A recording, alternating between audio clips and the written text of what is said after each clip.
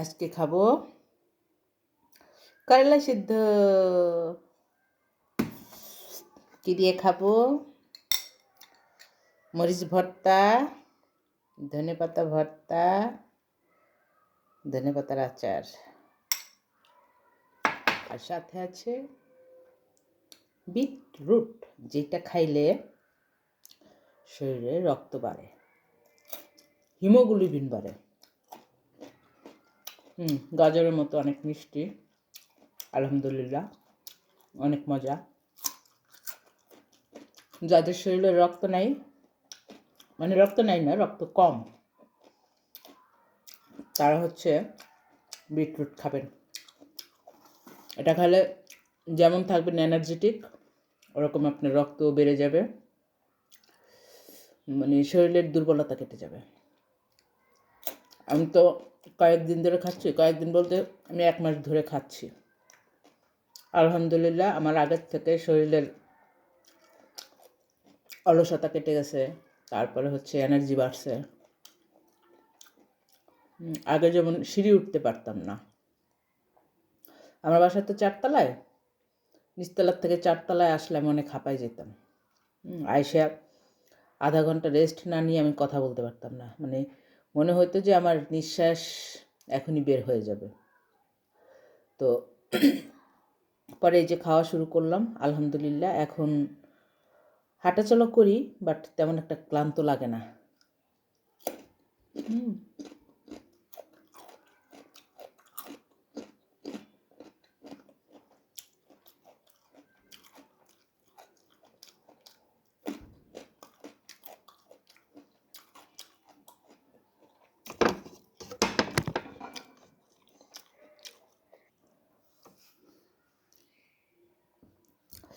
করলা সেদ্ধ খাচ্ছি। কত কিছু খাইয়া যে ভিডিও বানাই, আহা ভিডিও ভাইরাল হয় না। মানুষ আমাকে কি পছন্দ করবে? আমি তো দেখতে সুন্দর না, তাই মানুষ আমাকে পছন্দও করে না, তাই আমার ছবি, আমার ভিডিও ভাইরালও হয় না। এই যে কত কিছু খায়। এর আগে দেখছিলাম এক লোক কাঁচা কচু খাইয়া ভিডিও বানাইছে, সেই ভিডিওটা ভাইরাল হয়েছে। এখন ভাই আমি তো কাঁচা কচু খাইতে পারবো না, কাঁচা কচু খাইলে আমার চুলকাবে, কারণ আমার অ্যালার্জি আছে। ওই লোক যে কীভাবে খাইছে ওই কচু আল্লাহই জানে। যাই হোক, আমি করলা সেদ্ধ খাচ্ছি। এই যে করলা সেদ্ধ খেয়ে যদি হচ্ছে ভিউ বাড়ে, ভাইরাল হয়ে যায়, না শুধু ভিউয়ের জন্য, ভাইরাল হওয়ার জন্য যে করলা খাচ্ছি বা ভিডিও বানাচ্ছি ওরকম কোনো কিছু না।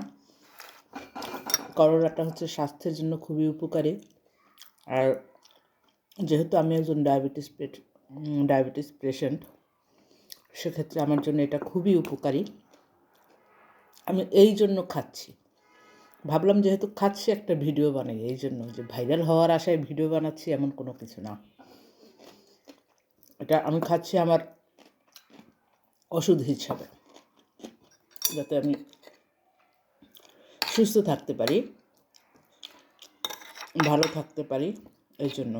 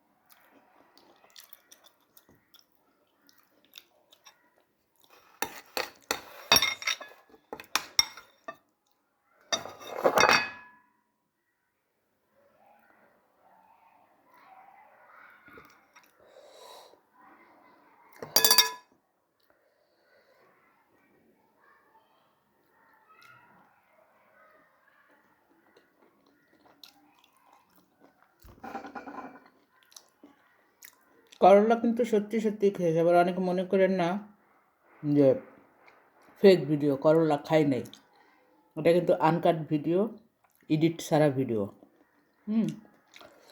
করলা যেমন সত্যি সত্যি খাইছি, এই যে এটার এক বাটি ছিল, অবশ্যই এক বাটি আজকে খাইনি, 2 দিন খাইলাম। এখন এই অবশিষ্ট 2 পিস আছে।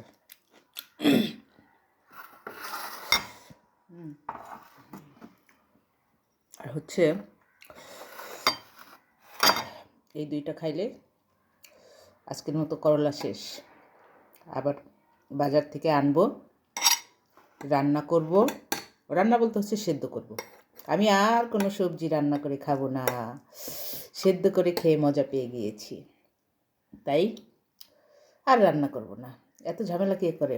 হলুদ বাটো, মরিচ বাটো, আদা বাটো, রসুন বাটো, জিরা বাটো, দরকার কি? খালি একটু লবণ দিয়ে সেদ্ধ করে এরকম মরিচ ভর্তা করে খাই দিতে হয়ে যায়, শর্টকাট। কি আইডিয়াটা ভালো আছে না? একদম শর্টকাট বুদ্ধি। কষ্ট করে আর হলুদ মরিচ বেটে, এখন তো হলুদ মরিচ বাটে না, গুঁড়াটাই, কিন্তু আদা রসুন তো বাটতে হয়, ওইটা বাটার ঝামেলা নাই, জিরা গুঁড়ি দেওয়ার ঝামেলা নেই। শুধু কয়টা রসুন, পেঁয়াজ, মরিচ, সাথে একটু শুটকি বা 1 পিস মাছ দিয়ে ভর্তা করলেন, এরকম ঝাল ঝাল ভর্তা হবে, খেতে অসাধারণ লাগবে। সেদ্ধ ভর্তা, সেদ্ধ সবজি দিয়ে, যেটা চাইনিজরা খায়। চাইনিজরা কিন্তু এগুলো খেয়ে অনেক সুন্দর থাকে, তাই আমিও চেষ্টা করতেছি এগুলো খেয়ে যদি একটু সুন্দর হওয়া যায়।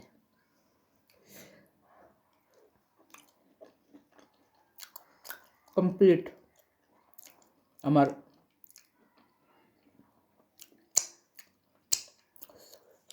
করলা সেদ্ধ খাওয়া।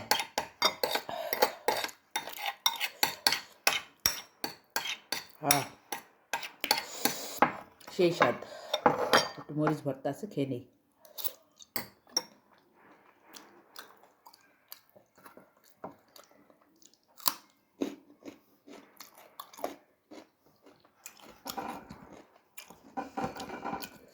Tata, bye bye. ভালো থাকবেন সবাই, সুস্থ থাকবেন, সুন্দর থাকবেন, সুন্দর থাকবেন, সুন্দর না সুন্দর। তারপরে নিজের খেয়াল রাখবেন। আপনি যদি সুস্থ না থাকেন, আপনার পরিবারকে কে সুস্থ রাখবে? মানে তাদের দেখাশোনা কে করবে? তাই আপনাকে ভালো থাকতে হবে, আপনাকে সুস্থ থাকতে হবে আপনার ফ্যামিলির লোকজনের জন্য, কারণ পৃথিবীতে ফ্যামিলি হচ্ছে সবচেয়ে আপনজন। এই আপনজনের সেবা যত্ন করার জন্য আপনাকে ভালো থাকতে হবে। ওকে, আল্লাহ হাফেজ, টাটা।